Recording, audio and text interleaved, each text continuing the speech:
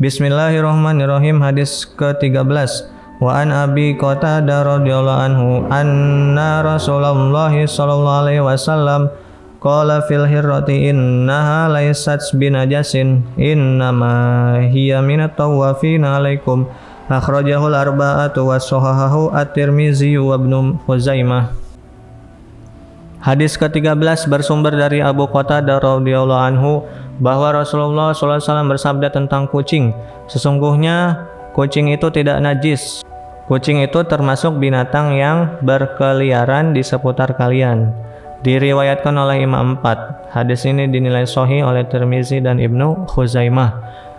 Jadi kucing itu tidak najis ya, kecuali apabila bulunya itu terpisah dari badannya, maka bulunya tersebut dihukumi najis.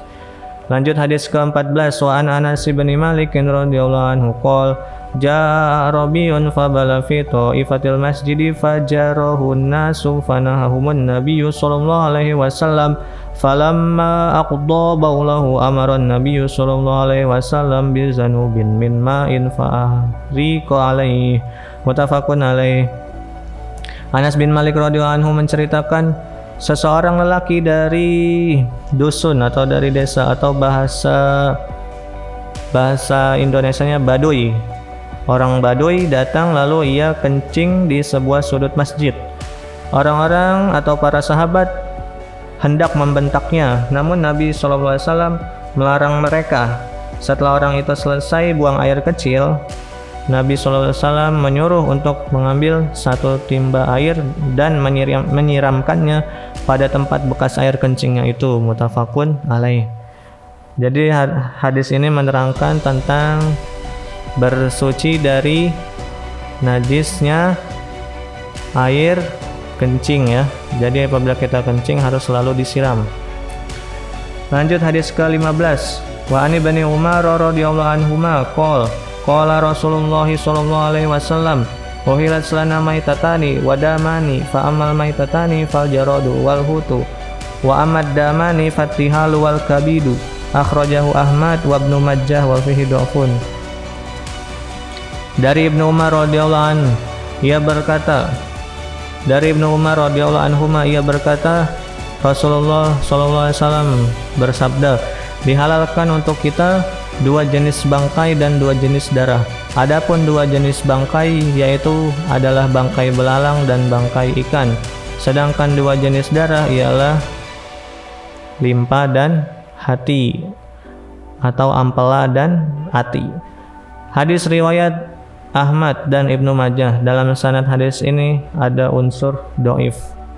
Jadi kalau misalnya dua bangkai selain belalang dan ikan adalah najis, contoh bangkainya nyamuk, bangkai lalat, bangkai semut, bangkai kutu, itu semuanya najis ya. Lanjut hadis ke-16. Wa an Abi Hurairah qala Rasulullah sallallahu alaihi wasallam iza waqa'a az-zubabu fi syarabi ahadikum falyagmishu summa yanzihu fa inna fi ahadi janahihi da'an wa fil akhari shifaan. Akhrajahul Bukhari wa Abu Dawud wa zada wa innahu yattaqi bi janahihi allazi fihi da'. Abu Hurairah radhiyallahu anhu mengatakan Rasulullah sallallahu alaihi wasallam bersabda, apabila seekor lalat jatuh ke dalam minuman salah seorang di antara kalian, celupkanlah ia ke dalam air, lalu baru kalian buang. Karena pada salah satu sayapnya terdapat penyakit dan pada sayap yang satunya lagi terdapat obat atau penawarnya. Hadis riwayat Bukhari dan Abu Dawud. Abu Dawud menambahkan, sesungguhnya lalat itu melindungi diri dengan sayapnya yang mengandung penyakit. Apabila kita mempunyai susu ya atau teh di gelas, kemudian lalat tersebut jatuh dengan tidak sengaja, maka kita harus mencelupkannya dulu ke dalam air tersebut. Kemudian setelah dicelupkan, baru lalatnya dibuang. Jangan kita minum lalatnya, tidak boleh ya. Atau sengaja memasukkan lalat ke dalam minuman, tidak boleh juga itu. Pokoknya kalau lalatnya nggak sengaja jatuh harus dicelupin dulu, karena kalau udah dicelupin nanti air tersebut bisa racun yang dikandung lalat tersebut akan ternetralisir dengan sayap yang ada di sebelahnya, gitu ya. Lanjut hadis ke-17. Wa an Abi Waqidin Al-Laitsi radhiyallahu anhu qala an-nabiy sallallahu alaihi wasallam ma quti'a minal bahimati wa hiya hayyatun fa huwa mayyitun. Akhrajahu Abu Dawud wa Tirmizi wa hasanahu wal labzulahu. Dari Abu Waqid Al-Laitsi radhiyallahu anhu, Nabi sallallahu alaihi wasallam bersabda, bagian tubuh yang dipotong dari binatang ternak yang masih dalam keadaan hidup, maka itu adalah menjadi bangkai. Hadis riwayat Abu Dawud dan At-Tirmizi. Hadis ini dinilai hasan oleh At-Tirmizi dan lafaznya juga oleh At-Tirmizi. Contoh, misalnya kita mempunyai sapi, kemudian sapinya kita potong kakinya, sedangkan sapinya tersebut masih hidup, maka kaki sapi tersebut menjadi bangkai dan tidak boleh dimakan. Paham? Kalau sudah paham, kita lanjut ke bab berikutnya, babul aniyati, bab menerangkan tentang wadah. Hadis ke-18, an Huzaifah bin Yamani radhiyallahu anhuma qala Rasulullah sallallahu alaihi wasallam la tashrabu fi aniyatiz zahabi wal fiddati wala ta'kulu fi sifahihima fa innaha lahum fid dunya walakum fil akhirati, muttafaqun alaih. Bersumber dari Huzaifah bin Al-Yaman radhiyallahu anhuma, ia berkata, Rasulullah sallallahu alaihi wasallam bersabda, janganlah kamu minum dengan menggunakan wadah emas dan perak, serta janganlah kamu makan dengan menggunakan piring yang terbuat dari emas dan perak, karena sesungguhnya wadah emas dan perak tersebut untuk orang-orang kafir di dunia dan untuk kalian di akhirat nanti, muttafaqun alaih. Jadi janganlah kita menggunakan wadah yang terbuat dari emas dan perak, karena wadah emas dan perak hanya digunakan orang-orang kafir di dunia, sedangkan kita menggunakannya hanya di akhirat nanti, insyaallah. Semoga kita semua masuk surga, amin ya rabbal alamin. Lanjut hadis ke-19. Wa an Ummi Salamah radhiyallahu anha qalat qala Rasulullah sallallahu alaihi wasallam allazi yasrabu fi ina'il fiddati innama yujarjiru fi batnihi naro jahannam, muttafaqun alaih. Ummu Salamah radhiyallahu anha berkata, Rasulullah sallallahu alaihi wasallam bersabda, orang yang minum dengan menggunakan wadah perak, sungguh ia hanya memasukkan api neraka jahanam ke dalam perutnya, nauzubillahi min zalik, muttafaqun alaih. Lanjut hadis ke-20. Wa an Ibni Abbas radhiyallahu anhuma qala Rasulullah sallallahu alaihi wasallam iza dubigal ihabu faqad tahura, akhrajahu Muslimun. Bersumber dari Ibnu Abbas, ia berkata Rasulullah sallallahu alaihi wasallam bersabda, apabila kulit telah disamak maka ia menjadi suci. Hadis riwayat Muslim. Apa itu menyamak kulit? Mari kita saksikan video berikut ini. Lanjut hadis ke-21. Wa indal arba'ati ayyuma ihabin dubiqa. Disebutkan dalam riwayat Imam 4, setiap kulit yang telah disamak itu menjadi suci.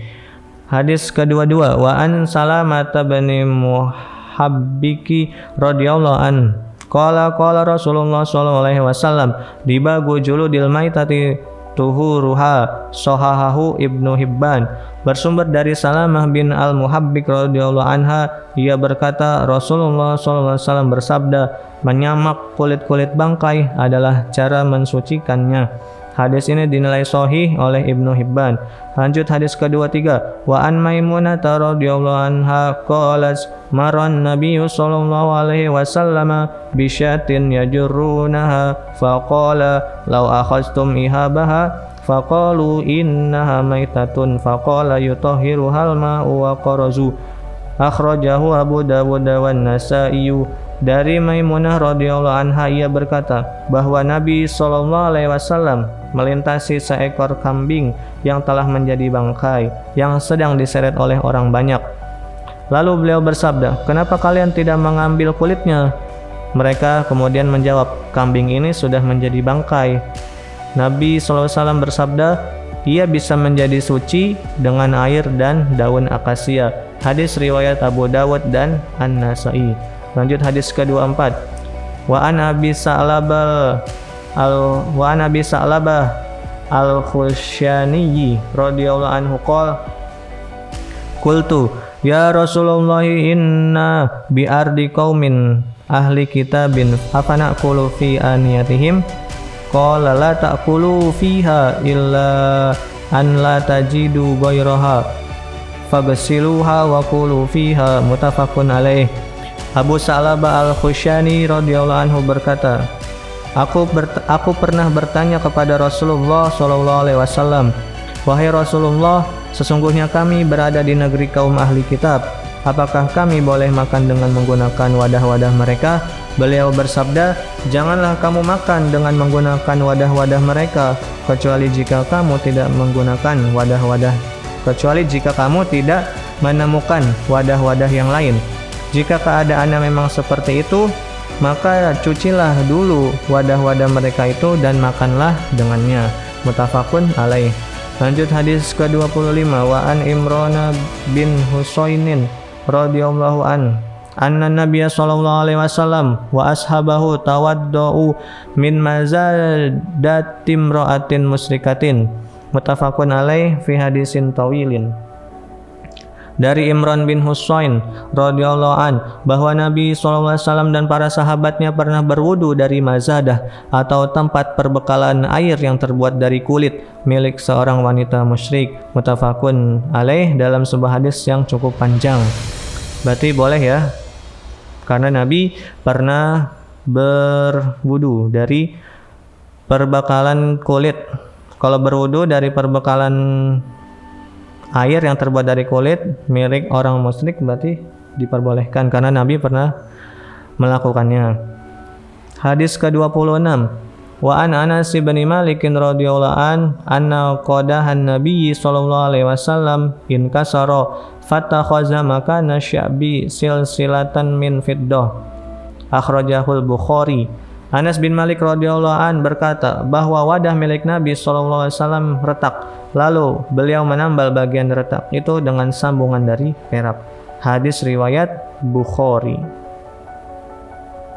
Babu izalatin najasati wa bayaniha. Wallahu alam bisawab. Al-Fatihah.